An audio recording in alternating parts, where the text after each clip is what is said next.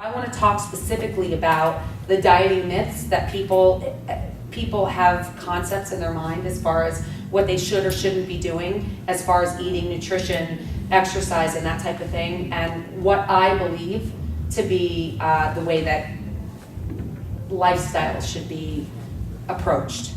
So time of day. Do you think it matters what time of day you eat? My theory on it is that there are a certain number of calories that you need overall for either to maintain weight, to lose weight, or to gain weight. The body doesn't know what time of day you're eating. So the body doesn't go, oh my God, it's 8 o'clock at night, let's get fat.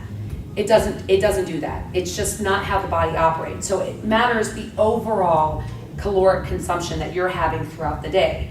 What happens with a lot of people that are eating late at night is they typically eat their daily allotment of calories throughout the day, and then they're binge type of eaters at night. So they start picking at foods either because they're bored. It's just an uncomfortable time for people. When it's quiet, either if you have kids, the kids are sleeping, or everybody's gone, or you're sitting and you're watching TV, and we do it out of boredom, we do it out of just some type of emotional need that we're looking, and we fill it with food. But we're typically eating all of the calories that we need throughout the day and then over consuming late at night. So if you're eating 2,200 calories and you're eating them from the time you wake up in the morning, let's say 7 o'clock in the morning is the first time that you're eating, and you finish your meal at 10 o'clock at night, but you've consumed 2,200 calories throughout the day, the chances of you gaining weight, if that's the calorie allotment that you need for you to maintain your weight, you're not going to gain weight. As far as I'm concerned, the time of day doesn't matter. What matters is how much overall you're eating and what you're eating. So 5 to 6 small meals, right? Everybody will say, whoops. You should eat five to 6 small meals in order to be most efficient, to burn calories most efficiently. That's not true. What eating smaller meals can do is balance your blood glucose levels. So if you find that you're getting really cranky or that you find that you're getting lightheaded, you may be better suited to having smaller meals throughout the day just to balance your blood sugar levels so that you don't get to a point where you end up overeating. Because a lot of times people will get so famished that they'll end up eating everything in sight. That happens a lot of times when you're eating late at night because you go all day and you're working and you're doing everything. Then suddenly at 9 o'clock at night is when you have all of this downtime, so you start reaching for anything and everything, and it's typically very high in calories, and you end up over consuming calories. So that's the time where eating smaller meals can benefit you as far as balancing blood sugar. But as far as food itself doing anything for the metabolism, like really boosting the metabolism, it doesn't do anything to the metabolism as far as doing, like giving you the significant increase in your caloric burn. Bottom line is, if you consume 1,200 calories in 3 meals or in 5 to 6 small meals, it's still 1,200 calories. It's still what your body needs. It's a matter of preference at that time. For me to eat 5 or 6 small meals throughout the day would really overcomplicate my life. I just don't have the effort, the energy, or the desire to eat 5 to 6 small meals, and I like the feeling of being more satisfied when I eat. So I prefer the 3 rounded meals as opposed to 5 to 6 meals, just because I want to feel like my belly's full, as opposed to just balancing blood sugar. So for me, I'm eating enough in the 3 meals that I'm eating that I don't feel at any time where I'm super, super lightheaded or I feel like I'm famished, but it's also listening to your body. We've gotten so hooked on listening to the advice of other people, reading. We do way too much reading on the internet trying to find out what's the best way to manage my weight, or what's the best way to lose weight. So you look at, 5 to 6 meals, and so you start then eating 5 to 6 meals, and we forget about eating is about hunger. Eating is about fueling the body when the body needs to be fueled. And if you're not hungry, then you shouldn't just be consuming food because somebody says to you, oh, well, this is going to boost your metabolism. No, you gotta start listening to your body. We have to start listening to it and being responsive and respectful of what your body needs. Just starting to really listen to the body, allowing the body to respond and allow it to tell you what it needs. The body is very efficient in being designed to tell you exactly what it needs. Pasta. Pasta makes you fat. Overeating anything makes you fat. Everything boils down to the same thing. There is a total number of calories that our body needs to maintain its function. American diet is that we make pasta like the focus of the meal, as opposed to being kind of like an additive to a meal where everything else is the focus and then pasta is kind of a side dish to a meal. Right. And that's the biggest thing, is the portion sizes of what we're eating. Do you know what one portion of pasta is? Some things that we have that are purely for pleasure. There are some things that we consume that are just basic, just satisfaction for the tongue, and that's all it is. There's no other satisfaction in it, as much as we want to make believe that there is. It's satisfaction in the tongue, then it's gone. But it does nothing for the body. How is what you're eating fueling the body? What is a portion size? So know what a portion size is, even if you have to measure things initially, just so you have a basic understanding of how much am I consuming? Because most people truly underestimate how much they're eating. Truly underestimate how much they're eating. Fat is one of those things that makes us feel satisfied. If you're having full fat ice cream, typically there are 3 ingredients in it. If you're getting like a Breyers, you have milk, cream, and sugar, or whatever else they put, like strawberries or vanilla bean. But when you get like a fat-free ice cream, you get skim milk, bunch of chemicals you can't pronounce, and a list that's, you know, like this, as opposed to 3 ingredients. So think about those types of things too. When you're looking at things, what am I getting with it? Why is it fat-free? Like fat-free half and half, what is that? There's no such, half and half is cream and milk. Cream and milk. Fat-free half and half is none of those things. It's not real. So you have to look at too, what am I putting in my body? You can keep it more where it's less tampered with, or that it's not something that you would get out of the lab. So as soon as science starts entering into what food is, then you have to start thinking about, what is it really that I'm putting in my body? If it's in its most natural state, my body will know more what to do with it, as opposed to if you have all of these additives. And additionally with that, you have to think about all of the research that's been done as far as, well, you know, sweet and low, it causes cancer, it doesn't cause cancer, it does, it doesn't. Well, if there's that much controversy over it, I don't want to touch it. I really don't want to mess with it. I would rather stick with real sugar and just enjoy it. And then when you're talking about sugar, you know, people go, well, what's better? Should I do date sugar? Should I do honey? Should I do this? Should I do that? Well, when it comes down to sugar, your body doesn't go, oh my God, it's honey. I'm gonna lose weight. Or, oh no, it's table sugar. Bad. Your body responds exactly the same with it. There are some sugars that honey has a little bit more nutritional value than table sugar, but not so much. You're not consuming so much of it that it's gonna make any impact of whatever it's offering you. It's pretty much an all and void. The only thing that makes a significant difference is molasses. Molasses has vitamins and nutrients, minerals in it that actually have, you know, they have trace amounts that actually can affect the body in a positive way. But then when it comes down to it, it's still sugar. And then it's a matter of preference. What do I like? Do I like turbinado sugar? Do I like, you know, raw sugar? Do I like white sugar? And that's really what you have to think about. I always think about what's the least processed of it all. You know, I want it as little, minimally processed as possible, and then basically taste from there.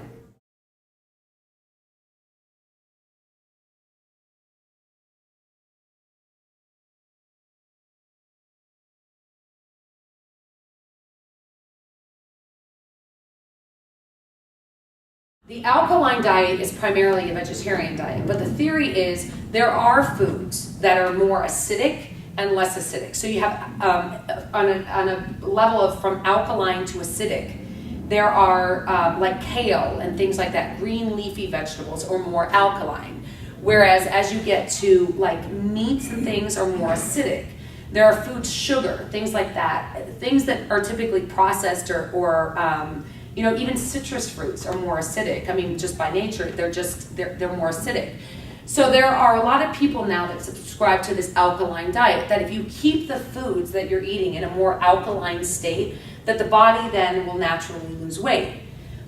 The body, this is where I talk about, the body is wonderful in what it's capable of doing. It doesn't matter what you eat. The body maintains its alkalinity at basically 7.5, 7.25 naturally, despite what you might eat or not.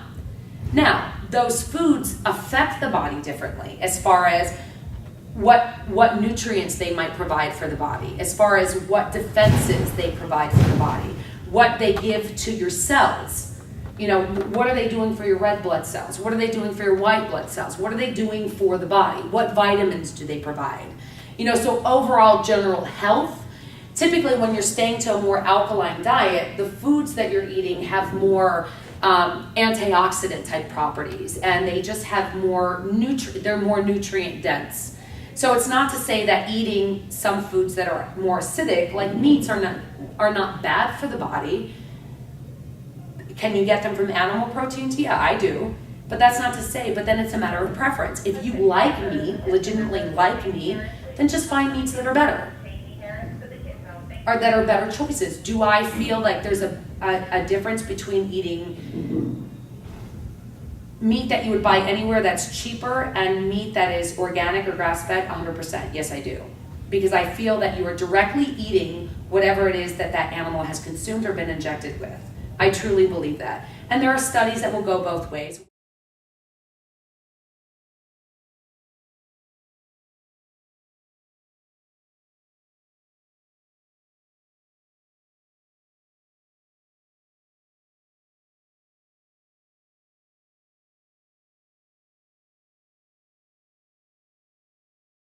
Detox diets. Good or bad? What do you think? Well, I've always been brought up that just diets in general aren't good, so. Well, a detox diet, you know, that type of thing is, again, it's a temporary thing. If you eat a certain way and then suddenly you decide to do this detox, and people think, oh, well, it's removing impurities and it's purifying the body. Well, you should be eating in a way that the body's functioning optimally anyway. And the body is a detoxifier. From your skin, your lungs, everything detoxifies in your body. So if your body is not doing what it's supposed to be doing, then you have a bigger issue than just doing a detox diet for 5 days. But as soon as you return to doing what you were doing, what are you removing from your body? What impurities do you think that you're removing from your body? You know, people say, oh, well, my skin is better, my this. Yeah, because you're eating better for whatever period of time that you're doing it. But if you go back to doing what you were doing before, you're no better off than when you started 5 days ago. So whatever you embark on it as if it's going to be what you're going to do for the rest of your life, not what you think is going to be a Kickstarter for 5 days. Like people do the Advocare, you have Herbalife that's being, you know, sold around. Those products didn't make people gain weight. They're not the solution to make people lose weight. I would say if those are the products that made you gain the weight in the first place, then maybe, you know, there's something to it as far as losing weight. But, you know, products like that are not the solution. They're part of the problem. Because people are grasping at those types of things, you know, 90-day challenges and things like that. It's not about a 90-day challenge. It's about the rest of your life. Sometimes people can be helped where they feel so good in those 90 days that they start to make permanent changes. And that's great. But then you have to go into it knowing that it's going to be a permanent change and not something that you're just going to do for 30 days or for 90 days. Because that's, you know, that's why you constantly see people who are gaining, losing, because they go from one diet book to the next diet book to this pill to that pill. I mean, I went so far as taking thyroid medication to try to lose weight. I have no idea how I didn't totally mess up my body with all the crap that I put in my body between like hydroxycut and all those stupid things to Synthroid. I took Synthroid. I have no thyroid problems. I took it thinking that if I took a thyroid medication that was to increase the thyroid function that somehow it would make my thyroid work faster and make me lose weight. Stupidity. It's stupid. It's stupid the things that we think we can do to do what can be done naturally in a smart way. It just takes more time and it takes more effort because it has to be done forever. So you have to think bigger than just weight. It's not about the weight. You have to think about how can I make my body function most optimally for what I want from it and make me feel good, because there is certainly a difference when you start eating differently and start eating things, and I don't think about good or bad. I think about there are better choices based on what you want for yourself and what you want your body to do, and you start to feel the difference. So there are people that, start to make changes in their diets, and then they go back to kind of eating the way that they ate before, and they feel terrible because there is a significant difference in eating better food choices for you and how you feel. So you see the trend still, overall caloric intake, pasta, fat, 5 to 6 small meals a day, time of day that you eat. It still gets down to the basics of calories in versus calories out. Milk can help you lose weight, right? There's so many different advertisements. Who put the advertisement out first? Milk people, right? Just like water, right? The water industry came out and suddenly there were all these things about you gotta consume 8 glasses of water a day. Why do you think that was? To sell water. To sell water.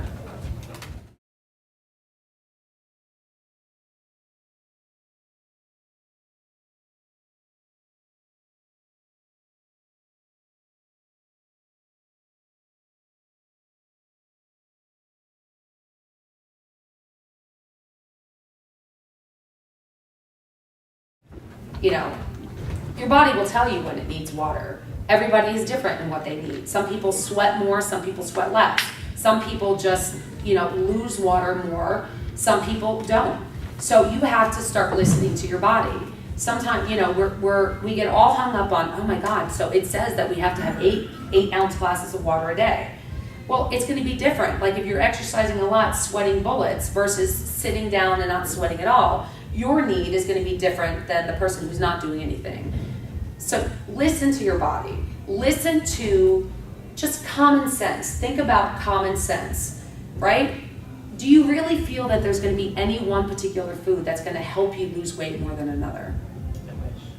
No. Truly not, because if that were the case, everybody would be following this crazy diet of, milk, grapefruit, and green tea.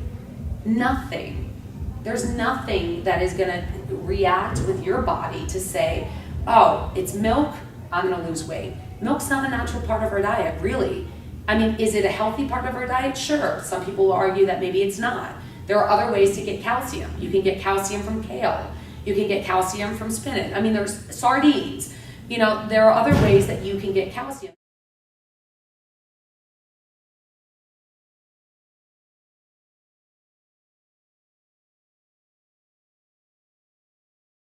It's tough to get the right information. You just have to really start listening to your body. Fat, with fat, you need fat to digest certain minerals and certain vitamins. There are fat-soluble vitamins. The only way that your body absorbs it if it has fat. So you'll find people that have very low-fat diets have a lot of health issues because they're not getting the fat that they need to absorb the vitamins that they need.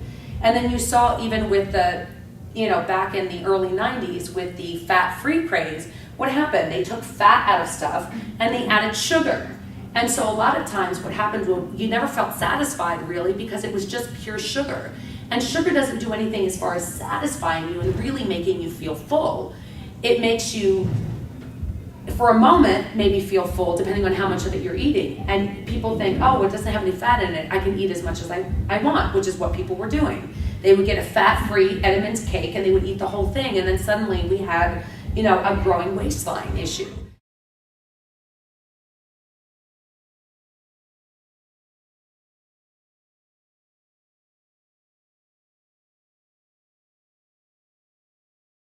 And then everybody wants to look at, oh my God, there's this epidemic. People are getting fat, and what's going on? What's going on? People are moving less and they're eating more. A bagel 10 years ago was 2 ounces smaller than it is today.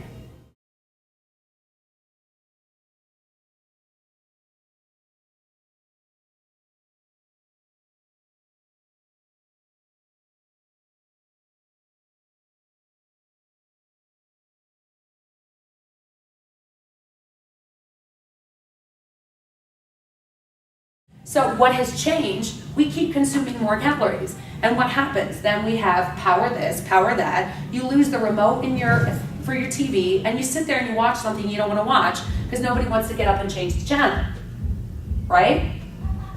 So it's just a matter of, there's no real, underlying issue. The bottom line is people are not being mindful of what they're eating. And people lie about what they're eating. People truly lie. I can sit down with people and they'll tell me, well, I eat all the right things, I do all the right things, and I have to say, I call bullshit. There's no way.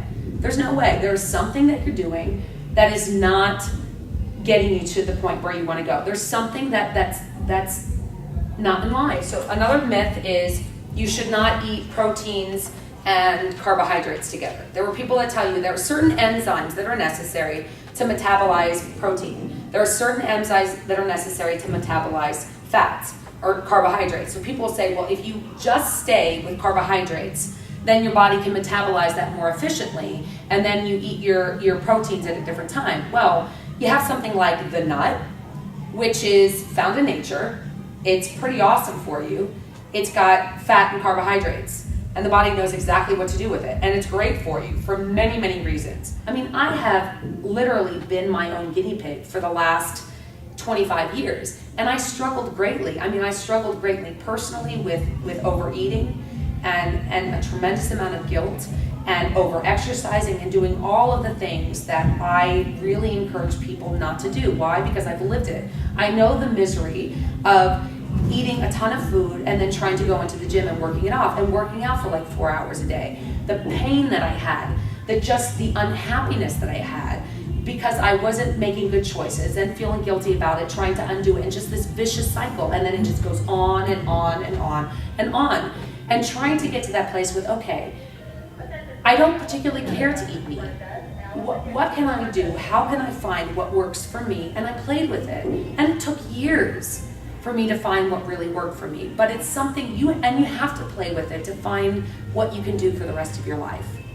Because you can't do, and that will get me to another one, is, dieting or diet foods are the answer to losing weight. That's a myth. Lifestyle is the answer to losing weight. You have to choose something that you can do today, that you can do tomorrow, and you can do for the rest of your life. You can't, anything that you create, anytime you create temporary change, the change is going to be what? Temporary. That's just the truth. Finding something that you can live with, that makes you happy, that keeps you satisfied, that you don't feel deprived. Because anytime you say you can't have that, what happens? You want it. You want it. That's just by nature. That's what we have. So that's part of the mindset too, is changing the mindset. So saying, I can have it. Do I want it? Do I want to eat that? Not saying I can't have it. Yes, you can.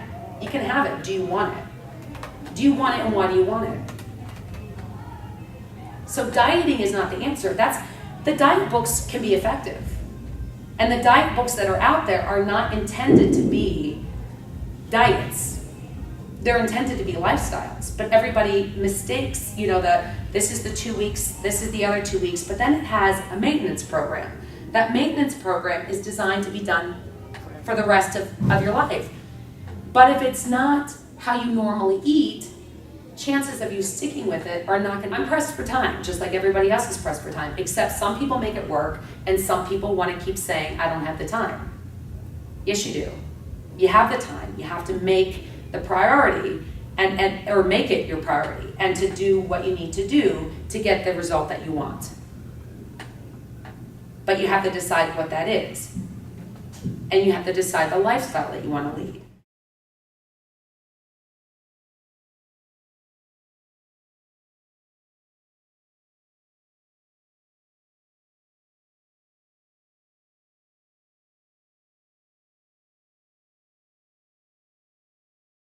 My big thing is, especially if you struggle with eating, is not to make exercise your focus for losing weight. The reason being because if you do that, you're still not addressing what's happening outside of the gym. And you go in thinking about how many calories am I burning. And that's not a healthy way to look at it. You want exercise to be what it's supposed to be, which is improving cardiovascular health, making you feel better, making you stronger, lowering cholesterol, so many benefits. I could go on and on and on about the benefits of exercise alone. I can have that piece of cake because I just... Exactly. Which is what happens with a lot of people when they start exercising.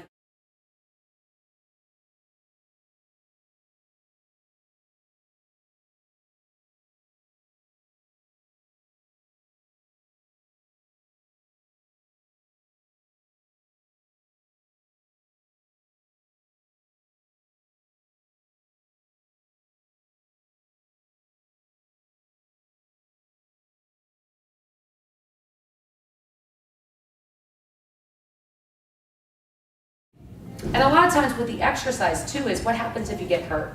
What happens if life really does throw you a curveball and you can't get into the gym? And you're not managing what you're doing outside of here. And then you're working your ass off in the gym to maintain the weight or to try to lose, a pound every month. And then you get sidetracked, and then what happens? You end up gaining weight and being very disappointed in yourself. And then going back to square one, and then you think, it's impossible to do this. It's not impossible. It's not impossible. And that's part of it too. The thinking pattern is that none of this is hard. What is hard is the alternative. If you have medical issues as a result of weight, if there's disappointment, if there's unhappiness because of the weight, because you're making choices that are leaving you feeling disappointed, that's the hard part. Doing something about it is not the hard part. That's the easy part. Is it work? Yes. But anything that you want in life requires a little bit of effort. And it doesn't have to be hard, right? This is what I call it. C-A-R-E.